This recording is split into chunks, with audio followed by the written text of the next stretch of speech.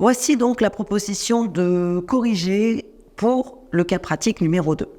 Donc, vous retrouverez dans ce corrigé les différents types de contrats qu'on a évoqués dans l'énoncé, donc la répartition en fonction des CDD, des CDI et des stages. À noter que les stagiaires ne sont normalement pas comptabilisés dans les effectifs, mais ils sont quand même toutefois indiqués.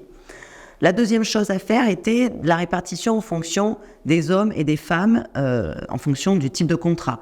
Donc on voit que le nombre de contrats en CDI est plutôt cohérent, et cela montre que l'entreprise est plutôt stable. Ensuite, la répartition en fonction des hommes et des femmes et différents statuts. Donc vous verrez ce tableau. Donc qu'est-ce qu'on peut constater ici? Que le nombre de cadres est quand même assez élevé, on a pour 39%, ce qui indique que le niveau de qualification dans l'entreprise est quand même plutôt élevé.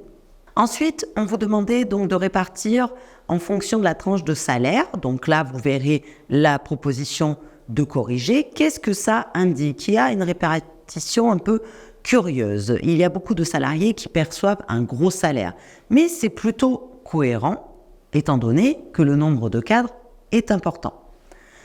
Et dans la deuxième partie de l'exercice, on vous demandait d'en faire l'analyse. Donc, 2 choses pour l'analyse. Vous pouviez prendre le taux d'absentéisme. Donc, on vous a mis la formule de calcul. Qu'est-ce que cela indique, le taux d'absentéisme?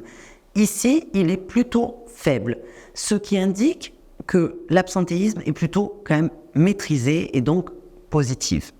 Concernant le turnover, si vous avez oublié la formule, je vous invite de repartir sur les chapitres précédents pour retrouver la formule de calcul concernant le turnover. L'analyse, quelle est-elle? Eh bien, on voit qu'il y a eu un seul départ en 2017 et pas d'embauche. Donc le turnover est quand même plutôt faible et donc la population est plutôt stable. N'oubliez pas de faire des graphiques pour permettre à votre responsable de faire une analyse rapide de vos indicateurs.